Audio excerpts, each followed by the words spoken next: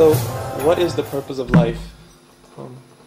When I was younger in high school, I was already a little bit interested in Sikhi, and I had gained an understanding for myself, but I was always confused.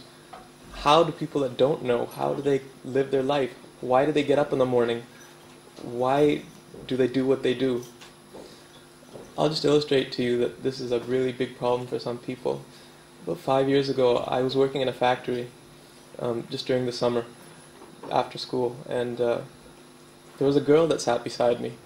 She was blonde and Canadian, and she looked at me, and for a while she didn't say anything, but because we were working together for so long, she eventually started to ask about Sikhi. Why do you wear your turban? What do you believe? And I was really curious about what she believed, because she seemed to be really interested in Sikhi, but she claimed not to have a religion, and that confused me. So after a while I asked her, why are you alive? What makes you get up in the morning? Why do you do what you do? What's the purpose of your life? And she looked at me, and she stopped for a second, and she got really emotional, and she said, you know, I haven't a clue, and that scares the hell out of me. And I think for all of us, if we don't know why we're alive, it should scare the hell out of us. I read a story that summarizes the situation really well. A man had a dream, and in the dream he was walking and he came to a river. And beside the river there was a woman standing, holding a bag, and every second or so she'd reach into the bag and throw something shiny into the river. And he asked, "Who are you?" And she answered, "I'm your soul." And he said, "Why are you at this river?" She said, "This is the river of time." He said, "And what are you throwing into the river?" She said, "That's every breath. And with every single breath we take, that's a breath we're never going to get it back again. And that's another breath that we're coming closer to death and the end of our opportunity here." So life is precious. Guru Sahib has told us that life and every breath we have is something that we can't waste.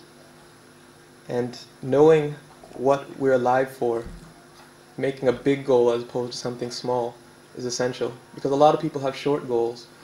They say, I'm going to finish school. Once you finish school, I'm going to get a job. Once you have a job, I'm going to advance. I'm going to have a family. But once they reach those goals, they don't know where to go from there.